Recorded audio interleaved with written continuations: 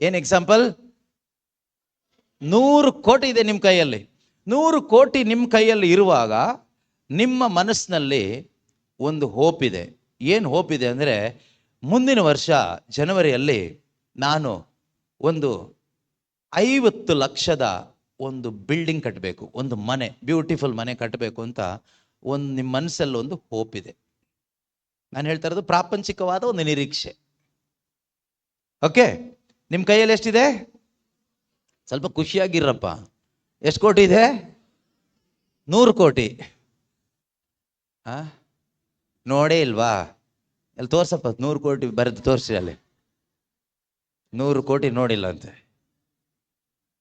Okay, 100 ಕೋಟಿ ಒಳಗಡೆ ಇಟ್ಕೊಂಡು, ಅಲ್ಲ ಒಳಗಡೆ ಮನಸ್ಸಲ್ಲೇ ಅಲ್ಲ, ಕೈಯಲ್ಲಿ ಇಟ್ಕೊಂಡು ನೀವು ಮುಂದಿನ ವರ್ಷ 2026 ಜನವರಿಗೆ, 25 ಬಂತಲ್ಲ ಈಗ, ಅಷ್ಟು ಬೇಗ ಕಟ್ಲಿಕ್ಕೆ ಆಗೋದಿಲ್ಲ. 2026 ಜನವರಿಗೆ ನಾನೊಂದು 50 ಲಕ್ಷದ ಒಂದು ಸುಂದರವಾದ ಮನೆ ಕಟ್ಟಬೇಕು ಅಂತ ನೀವೊಂದು ಹೋಪ್ ಇಟ್ಕೊಂಡಿರ್ತೀರಿ. ಆ ಹೋಪ್ ಸರಿನೋ ತಪ್ಪೋ? ಸರಿನಾ ತಪ್ಪ? ನಿಮ್ಮನ್ನ ಕರ್ಕೊಂಡೋಗಿ LKG ಕೂರಿಸ್ಬೇಕನ್ಸುತ್ತೆ. ಓಕೆ, ಇನ್ನೊಬ್ಬ ಇರ್ತಾನೆ, ನಾನೇ ಅಂತ ಇಟ್ಕೊಳ್ಳಿ, ಕೈಯಲ್ಲಿ 1 ರೂಪಾಯಿನೂ ಇಲ್ಲ. ನಾನೊಂದು ನಿರೀಕ್ಷೆ ಇಟ್ಕೊಳ್ತೀನಿ. ಏನಂತ? 2026 ಜನವರಿಯಲ್ಲಿ ನಾನು 50 ಲಕ್ಷದ ಒಂದು ಮನೆ ಕಟ್ತೀನಿ ಅಂತ. ಏನು ದುಡಿಮೆ ಮಾಡ್ತಾ ಇಲ್ಲ, 1 ರೂಪಾಯಿ ಕೈಯಲ್ಲೂ ಇಲ್ಲ, ಅಲ್ಲಿ ಇಲ್ಲಿ ಅಲ್ಕೊಂಡು ತಿರುಗ್ತಾ ಇದ್ದೀನಿ. ಆಯ್ತಾ? ಊಟದ್ದೇ ಕಷ್ಟ ಅಂತ ಪರಿಸ್ಥಿತಿಯಲ್ಲಿ ಇದ್ದೀನಿ. ನನಗೊಂದು ಹೋಪ್ ಇದೆ. ಈಗ ಏನು ಹೋಪ್ ಇದೆ ಅಂದರೆ, 2026 I will build a beautiful house. ಸರಿನೋ ತಪ್ಪು?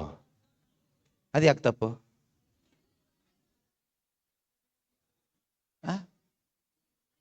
ಸೆಂಟ್ರಲ್ ಕಳ್ತನ ಮಾಡ್ಬೋದಲ್ವಾ? ಕಳ್ತನ ಮಾಡೋದಲ್ಲ ಬೇಡ, ನ್ಯಾಯವಾಗಿ ಬದುಕೋದ್ರಲ್ಲ ಇರೋಣ. ಓಕೆ, ಸೊ ನನ್ನ ಕೈಯಲ್ಲಿ 1 ರೂಪಾಯಿನೂ ಇಲ್ಲ, ಅಥವಾ ನನ್ನ ಕೈಯಲ್ಲಿ ಒಂದು 10,000 ರೂಪಾಯಿ ಇಟ್ಕೊಂಡಿದ್ದೀನಿ ಬ್ಯಾಂಕಲ್ಲಿ. ಆಯ್ತಾ? ಕೆಲವರೆಲ್ಲ ಅಂಥ ಮೂರ್ಖ ಮುಟ್ಟಾಳ ಕೆಲಸದಲ್ಲಿ ಬದುಕ್ತಾ ಇದ್ದೀರಿ. ಎಷ್ಟೋ ಜನ ಬ್ಯಾಂಕಲ್ಲಿ ಒಂದು 50,000 ಇಟ್ಕೊಳ್ತೀರಿ, ಮದುವೆಗೆ 5 ಲಕ್ಷ ಖರ್ಚು ಮಾಡ್ತೀರಿ. ನಿಮ್ಮನ್ನು ಮುಟ್ಟಾಳ್ರಳ್ದು ಇನ್ನೇನು ಹೇಳಬೇಕು? ನಿನ್ನ ಕೈಯಲ್ಲಿ ದುಡಿಯೋ ಕೆಪಾಸಿಟಿನೂ ಇಲ್ಲ, ಮದುವೆಗೆ ಮಾತ್ರ ಎಷ್ಟು ಖರ್ಚು ಮಾಡಿದ್ಯಾ? ಯಾಕೆ ಫ್ರೀ ಮದುವೆ ಎಷ್ಟೋ ಕಡೆ ಮಾಡ್ತಿದ್ರೆ ಅಲ್ಲೋಗಿ ಮಾಡ್ಕೋಬೋದಲ್ವಾ? ಇಲ್ಲಾಂದ್ರೆ ಒಂದು ಕಡೆಯಿಂದ ಭಿಕ್ಷೆ ಪಾತ್ರೆ ಇಟ್ಕೊಂಡು ಕೂತ್ಕೋ, ಯಾರಾದ್ರೂ ಭಿಕ್ಷೆ ಹಾಕ್ತಾರೆ, ಅದನ್ನ ಎತ್ಕೊಂಡೋಗಿ ಮದುವೆ ಮಾಡು. ಅದು ಅಲ್ಲದೆ ಸುಮ್ಮನೆ ಸಾಲ ಮಾಡ್ಕೊಂಡು ಕೈಯಲ್ಲಿ 50,000 ಇಟ್ಕೊಂಡು ಮದುವೆ ಮಾಡಿದೆ ಬ್ರದರ್, ದೇವ್ರು ಕೊಡ್ತಾರೆ ಅಂತ ನಂಬಿಟ್ಟು, ದೇವ್ರು ಹೇಳಿದಾರ ನೀನು 50,000 ಇಟ್ಕೊಂಡು ಮದುವೆ ಮಾಡು, ಬಾಕಿ ನಾನು ಕೊಡ್ತೀನಿ ಅಂತ? ಎಂಥ ದೇವ್ರಯ್ಯ ಅದು? ಇದೆಲ್ಲ ಫೂಲಿಶ್ನೆಸ್. ಮನೆ ಕಟ್ಲಿಕ್ಕೆ ಕೈ ಹಾಕಿದ್ವಿ ಬ್ರದರ್, ದೇವ್ರನ್ನ ನಂಬ್ಕೊಂಡು 50,000 ಇದೆ ಕೈಯಲ್ಲಿ, ಆದರೆ ಖರ್ಚಾಗಿರೋದು ಸುಮಾರು 70-80 ಲಕ್ಷ ಆಗಿದೆ. ಏನು ದುಡಿಮೆ ಮಾಡ್ತಾ ಇದ್ದೀರಿ? ದುಡಿಮೆ ಓಕೆ, ಏನೋ ಮಾಡ್ತಾ ಇದ್ದಾರೆ. ಸಂಬಳ ಎಷ್ಟು? ಸಂಬಳ ಒಂದು 20,000 ಬರುತ್ತೆ. ಮನೆ ಖರ್ಚಿಗೆ 15,000 ಬೇಕು. ಆಮೇಲೆ ಬಾಕಿ ಫೋನ್ಗೆ ಅದಕ್ಕೆ ರೀಚಾರ್ಜ್ ಮಾಡ್ಲಿಕ್ಕೆ ಬಾಕಿ ಎಲ್ಲ ಹೋಯ್ತು. ಏನು ಉಳಿತು? ಏನೂ ಇಲ್ಲ. ಮತ್ತೆ 80 ಲಕ್ಷದ ಮನೆ ದೇವ್ರು ಕೊಡ್ತಾರೆ ಅಂತ ಒಂದು ಹೋಪ್ ಬ್ರದರ್. ಎಲ್ಲೋ ಹೋಪ್ಲೆಸ್ ಫೆಲೋ. ದೇವ್ರ ಮಾನ ಮರ್ಯಾದೆ ತೆಗಿಬೇಡ. ನಿನ್ನ ಮನೆ ಕಟ್ಟೋದಕ್ಕೆ ದೇವ್ರು ವಿರೋಧ ಅಲ್ಲ. ನಿನ್ನ ಕೈಯಲ್ಲಿ 1 ಕೋಟಿ ಇಟ್ಕೊಂಡು 80 ಲಕ್ಷದ ಮನೆ ಕಟ್ಟು. ದೇವ್ರು ಕಟ್ತಾರೆ, ದೇವ್ರ ಸಹಾಯದಿಂದ ಕಟ್ತೀನಿ ಅಂತ ಕಟ್ಟೋದಾದ್ರೆ ಬೇಕಾದ್ರೆ ಕಟ್ಕೋ, ನೋ ಪ್ರಾಬ್ಲಮ್. ಆಮೇಲೆ ಹೇಳು ದೇವ್ರು ಕೊಟ್ಟರು ಮನೆ, ದೇವರೇ ಸ್ತೋತ್ರ ಅಂತ. ಇದು ಸಾಲ ಎಲ್ಲ ಇಟ್ಕೊಂಡು ಮದುವೆ ಮಾಡಿಸಿ ಮನೆ ಕಟ್ಟಿ ಈ ರೀತಿ ಎಲ್ಲ ಮಾಡ್ಕೊಂಡು ದೇವ್ರನ್ನ ಹೇಳ್ಕೊಂಡು ಬರಬೇಡಿ. ಸೊ ಇದು ಟಾಪಿಕ್ ಅಲ್ಲ ಅಲ್ವಾ? ಎನಿವೆ, ಅಂಥವ್ರದ್ದು ಕೆಲವ್ರು ಇದೀರಲ್ಲ, ದೇವ್ರ ಹೆಸರು ಹಾಳು ಮಾಡೋರು, ಅವ್ರಿಗೆ ಒಂದು ಸ್ವಲ್ಪ ಇರಲಿ. ದೇವ್ರನ್ನ ಹೆಸರು ಹಾಳು ಮಾಡಬೇಡಿ. ಹಾಸಿಗೆ ಎಷ್ಟಿದೆಯೋ ಅಷ್ಟೇ ಕಾಲು ಚಾಚಿ, ಹಾಸಿಗೆಯಿಂದ ಹೊರಗಡೆ ಕಾಲು ಚಾಚಿಬಿಟ್ಟು ಹಾಸಿಗೆ ಉದ್ದ ಆಗುತ್ತೆ ಅಂತ ಕಾಲು ಚಾಚಿಬಿಟ್ಟೆ ಏನು ಮಾಡೋದು? ಹಾಸಿಗೆ ಉದ್ದ ಆಗಿಲ್ಲ. ಹಾಸಿಗೆ ಉದ್ದ ಆಗಲ್ಲ, ಕಾಲು ಕಟ್ ಮಾಡ್ಕೊ.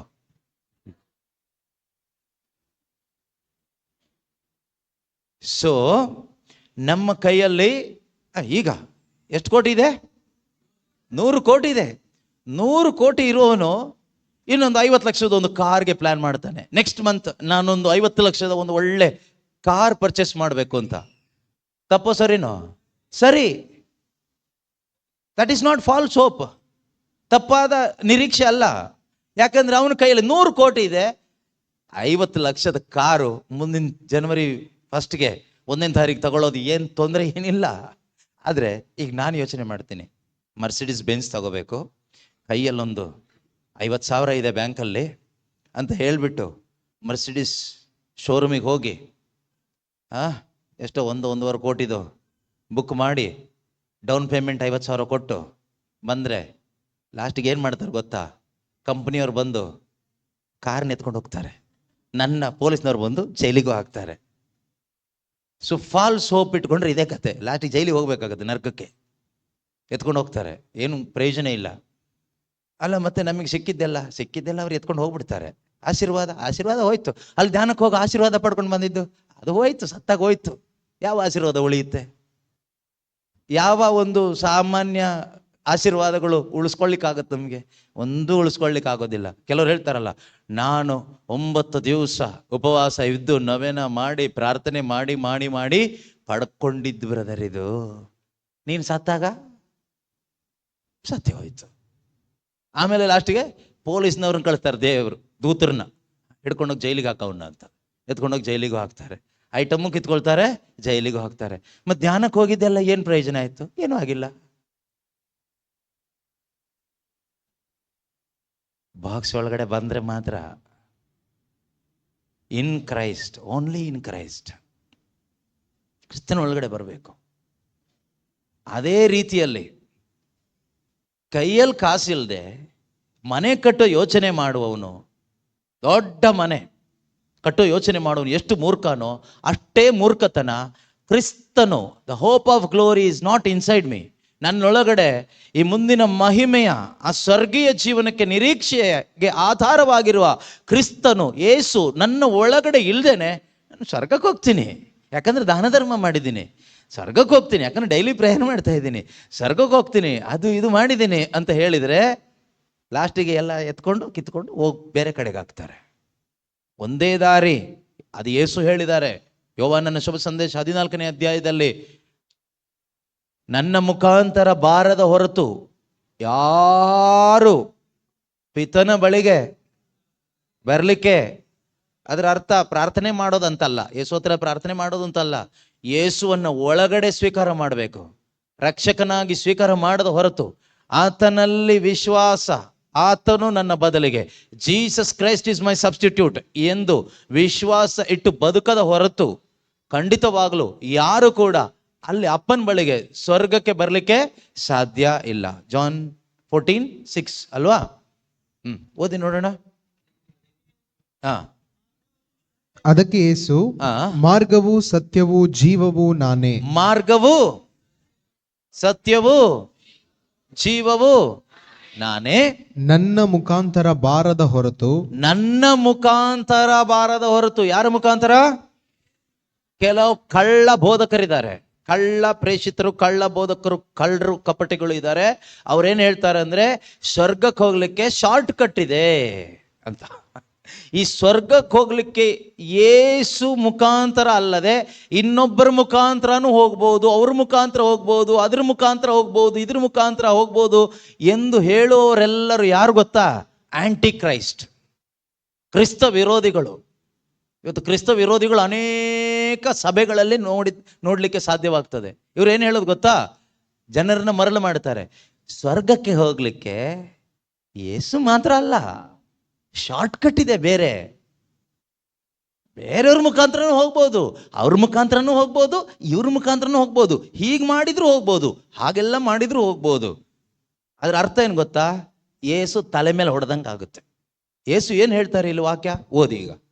ನನ್ನ ಮುಖಾಂತರ ಬಾರದ ಹೊರತು, ನನ್ನ ಮುಖಾಂತರ ಬಾರದ ಹೊರತು, except by me, except through me, ನನ್ನ ಮುಖಾಂತರ ಬಾರದ ಹೊರತು ಯಾರು ಪಿತನ ಬಳಿಗೆ ಬರಲಾರರು. ಯಾರು ಕೂಡ ಪಿತನ ಬಳಿಗೆ, ಸ್ವರ್ಗ ರಾಜ್ಯಕ್ಕೆ, ಅಮರ ಜೀವಕ್ಕೆ, ಆ ನೂತನ ಜೀವಕ್ಕೆ, ಆ ಒಂದು ಪುನರುತ್ಥಾನದ ಮಹಿಮೆಯ ಜೀವನಕ್ಕೆ ಬರಲಿಕ್ಕೆ ಸಾಧ್ಯ ಇಲ್ಲ. This is the word of Jesus Christ, the lord god and saviour. ಇದಕ್ಕೆ ವಿರುದ್ಧವಾಗಿ ಒಬ್ಬ ಹೇಳ್ತಾ ಇದ್ದಾನೆ ಅಂದ್ರೆ ಅವನು ಆಂಟಿ ಕ್ರೈಸ್ಟ್. ಆಂಟಿ ಕ್ರೈಸ್ಟ್ ಯಾರು ಕೇಳಿದ್ರೆ ನಮ್ಮ ಚರ್ಚ್ ಒಳಗಡೆನೆ ಸಿಗ್ತಾರೆ, ನಮ್ಮ ಸಭೆ ಒಳಗಡೆನೆ ಸಿಗ್ತಾರೆ, ಕರಿಸ್ಮ್ಯಾಟಿಕ್ ಗ್ರೂಪ್ಗಳಲ್ಲಿ, ರಿಟ್ರೀಟ್ ಸೆಂಟರ್ಸ್ಗಳಲ್ಲಿ, ಅಲ್ಲಿ ಇಲ್ಲಿ ಎಲ್ಲ ಸಿಗ್ತಾರೆ, ಯೂಟ್ಯೂಬಲ್ಲಿ ಸಿಗ್ತಾರೆ, ಆನ್ಲೈನಲ್ಲಿ ಸಿಗ್ತಾರೆ. ಅವ್ರು ಏನು ಹೇಳ್ತಾರೆ ಗೊತ್ತಾ? ಕ್ರಿಸ್ತನ ಬೋಧನೆಗೆ ವಿರುದ್ಧವಾದ ಬೋಧನೆ, ಶುಭ ಸಂದೇಶಕ್ಕೆ ವಿರುದ್ಧವಾದ ಬೋಧನೆ, ಅವ್ರದ್ದೇ ಒಂದು ಶುಭ ಸಂದೇಶ ತಗೊಂಡು ಬಂದು ಸಾರ್ಲಿಕ್ಕೆ ಹೋಗ್ತಾರೆ. False gospel, false Christ, false Christianity, false faith, false hope. ಕೊನೆಗೆ ಸಿಗೋದೇನು? Destruction. There is only one way. ನೆನ್ಪಿಟ್ಕೊಳ್ಳಿ. ಹಾಗಾದ್ರೆ ನಾವು ಬೇರೆ ಯಾರನ್ನು ಗೌರವಿಸಬಾರ್ದ? ನಮ್ಮ ಚರ್ಚಲ್ಲಿ ಎಷ್ಟೋ ಸಂತರಿದ್ದಾರೆ, ಅವ್ರನ್ನ ಗೌರವಿಸಬಾರ್ದ? ಗೌರವಿಸಿ, ಎಲ್ಲರನ್ನು ಗೌರವಿಸ್ಬೇಕು. ಸತ್ತ ಸಂತರನ್ನು ಗೌರವಿಸ್ಬೇಕು, ಬದುಕಿರುವ ಸಂತರನ್ನು ಗೌರವಿಸ್ಬೇಕು, ಎಲ್ಲರನ್ನು ಗೌರವಿಸ್ಬೇಕು. ಆದ್ರೆ ಯಾರ ಮುಖಾಂತರನು ಸ್ವರ್ಗಕ್ಕೆ ಹೋಗ್ಲಿಕ್ಕೆ ಆಗೋದಿಲ್ಲ. ಯಾರ ಮುಖಾಂತರ ಸ್ವರ್ಗಕ್ಕಿಲ್ಲ. ಸ್ವರ್ಗಕ್ಕಿರುವ ಏಕೈಕ ದಾರಿ, ಸ್ವರ್ಗದಿಂದ ಇಳಿದು ಬಂದ ದಾರಿ ಯೇಸು ಮಾತ್ರನೇ. There is only one way to heaven and that is Jesus Christ. ಆ ದಾರಿ ಅಲ್ಲದೆ ಇನ್ಯಾವ ದಾರಿಯಲ್ಲಿ ಹೋದ್ರು ಹಾಳಾಗೋಗ್ತೀರಿ. ಅದರಿಂದ ಯಾರು ನಾಶವಾಗಿ ಹೋಗಬೇಡಿ. ಅಂತಿಮ ದಿನದಲ್ಲಿ ಅನೇಕ ಸುಳ್ಳು ಪ್ರವಾದಿಗಳು, ಸುಳ್ಳು ಬೋಧಕರು ತಲೆ ಎತ್ತುತ್ತಾರೆ ಅಂತ ಇದೆ. ಅವ್ರು ಎತ್ತಿ ಆಯ್ತು, 2000 ವರ್ಷದಿಂದನೇ ಎತ್ಕೊಂಡೇ ಇದ್ದಾರೆ. ನೀವ್ಯಾರು ಅಂತಹ ಸುಳ್ಳಿಗೆ ಒಳಗಾಗಿ ಸತ್ಯದಿಂದ ಬೇರ್ಪಟ್ಟು ಡ್ರಿಫ್ಟ್ ಅವೇ ಆಗಬೇಡಿ, ಕೊಚ್ಚಿ ಹೋಗಬೇಡಿ. ಕೇಳಿರುವ ಆತ್ಮಿಕ ಸತ್ಯಗಳಿಗೆ ಬಿಗಿಯಾಗಿ ಕಚ್ಕೊಳ್ಳಿ.